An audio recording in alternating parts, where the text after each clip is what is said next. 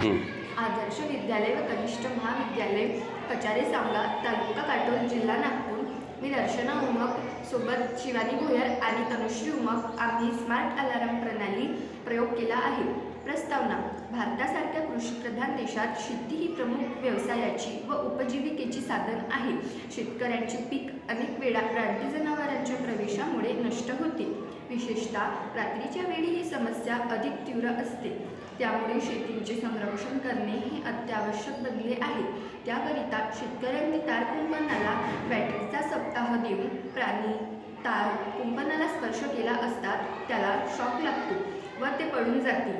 परंतु एकदा प्राण्यांना शॉक लागल्यानंतर बॅटरी डिस्चार्ज होत असते व जंगली प्राणी शेतात प्रवेश करून शेतकऱ्यांचे नुकसान करतात। तसेच रानडुक्कर हे तारकुंपण असतानाही तारकुंपणाला खालील माती उकरून शेतात प्रवेश करून पिकांचे नुकसान करतात। यासाठी सध्याच्या डिजिटल युगात आपण स्मार्ट सेन्सर तंत्रज्ञानाचा वापर करून अलार्म प्रणाली तयार करू शकतो।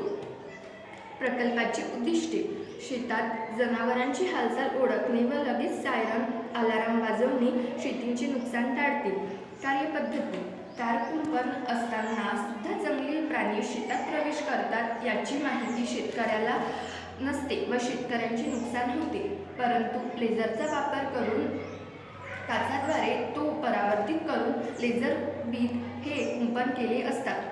जोपर्यंत लेझर बीम LDR वर पडतो तोपर्यंत बजर होत नाही व त्या बीमच्या मध्ये कोणी प्राणी आला असतात बीम LDR वर पडत नाही व बजर आवाज करतो। लगेच GSM वायफायद्वारे शेतकऱ्याला SMS मोबाईल नोटिफिकेशनची सोय सुद्धा या मॉडेलमध्ये करता येते। वापरलेले तंत्रज्ञान व साहित्य: LDR सेन्सर, काच, PVC pipe, buzzer, laser, battery.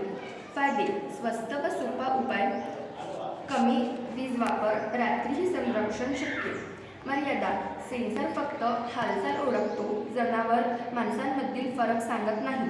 GSM wifi network नसल्यास नोटिफिकेशन शक्य नाही।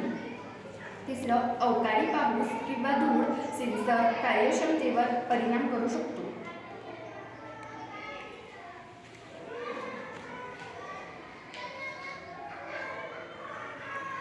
यामध्ये काय काय वापरलं ते सांगत इथे काय काय लागतं बनवायला काय काय लागतं? या प्रयोगामध्ये वापरलेली साहित्य आहे LDR सेन्सर, काच, PVC पाईप, बजर, लेझर आणि बॅटरी।